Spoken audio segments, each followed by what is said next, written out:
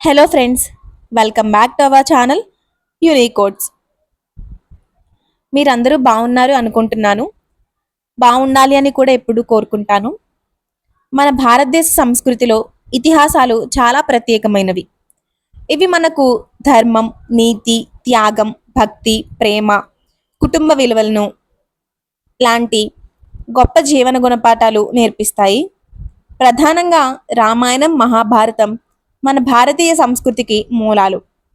ఈ రెండింటిని కూడా ఇతిహాసాలను పిలుస్తారు. నేనేం చేద్దామని అనుకుంటున్నానంటే, ఈ రోజు నుంచి రామాయణంలోని గొప్ప నీతి కథలను మీకు చెప్పబోతున్నాను. రామాయణం 6 కాండలుగా విభజించబడింది. బాలకాండ, అయోధ్యకాండ, అరణ్యకాండ, కిష్కింధకాండ, సుందరకాండ, యుద్ధకాండ. ప్రతి కాండలోనూ మన జీవితం కోసం నేర్చుకోవాల్సిన అద్భుతమైన గుణపాఠాలున్నాయి. ఈ వరుసలో మొదటిగా బాలకాండ నుండి ప్రారంభిద్దాం. పిల్లలు వినే స్టోరీస్ చాలానే ఉన్నాయి, ఒప్పుకుంటాను. కానీ మన భారతీయ సంస్కృతికి మూలాలైన రామాయణ, మహాభారతాల నుంచి నేర్చుకోవడం అనేది చాలా గొప్ప విషయం. కాబట్టి తల్లిదండ్రులు, మీరు కొంచెం దీన్ని తీసుకుని మీ పిల్లలకు వినిపిస్తారని అనుకుంటున్నాను. రామజననం కథ మనకు ధైర్యం, విశ్వాసం ఎంత ముఖ్యమో నేర్పిస్తుంది. కథ విషయానికి వస్తే, అయోధ్యను పరిపాలిస్తున్న దశరథ మహారాజుకి రాజ్యం సంపదలతో నిండిపోయిన ఒక పెద్ద బాధ ఉంది. అదేంటంటే అతనికి పిల్లలు లేరు. తన తర్వాత రాజ్యాన్ని పాలించే మంచి వారసులు లేకపోవడం అతన్ని చాలా బాధించింది. దానికోసం చాలా యాగాలు, తపస్సులు కూడా ఆయన చేశారు. అయినా ఫలితం లేనప్పటికీ మహర్షుల్ని పిలిపించి తన బాధని వాళ్ళకి వినిపించారు.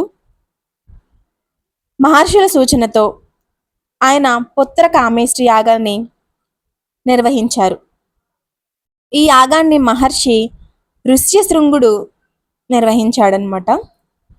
అయితే పుత్రకామేష్టి యాగం పూర్తయిన తర్వాత యాగగుండంలో నుండి అగ్నిదేవుడు ప్రత్యక్షమయ్యి దశరథ మహారాజుకి పాయసం, అమృతప్రాయమైన ప్రసాదం అందించారు. ఇది దేవతల ఆశీర్వాదంగా దశరథుని సంకల్పానికి ఫలితంగా వచ్చింది. కాబట్టి ఏంటంటే పాయసాన్ని నేరుగా అగ్నిదేవుడిచ్చారు. ఎవరి ఆశీస్సులతో అంటే దేవతల ఆశీస్సులతో ఇచ్చారు. దశరథుడికి చాలా ఆనందం కలిగింది. తన భార్యలైన కౌసల్య, సుమిత్ర, కైకేయులకు ఆ పాయసాన్ని పంచాడు. తర్వాత కొంతకాలానికి రాముడు, లక్ష్మణుడు, భరతుడు, శత్రుఘ్నుడు జన్మించారు. ఈ కథలో మనం నేర్చుకోవాల్సిన నీతి ఏంటి? మన జీవితంలో కొన్నిసార్లు ఎదురు దెబ్బలు తగిలినా ఒక నిర్ణయం, అలాగే విశ్వాసం, కృషి, ఈ 3 ఉంటే మనకు విజయం వస్తుంది. ఎందుకంటే దశరథ మహారాజు తపస్సులు, యాగాలు చేసినా తనకి ఫలితం అందకపోవడంతో నిరాశ చెందకుండా ఇంకా చేద్దాం, ఇంకా చేద్దాం, ఇంకా చేద్దాం, ఎప్పటికైనా ఫలితం వస్తుంది అని చివరికి మహర్షుల సూచనతో పుత్ర కామేష్టి యాగం ఫలించింది.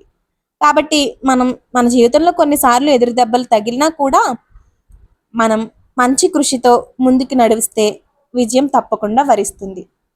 Thank you for watching this video and do like, share, subscribe to our channel. Bye bye.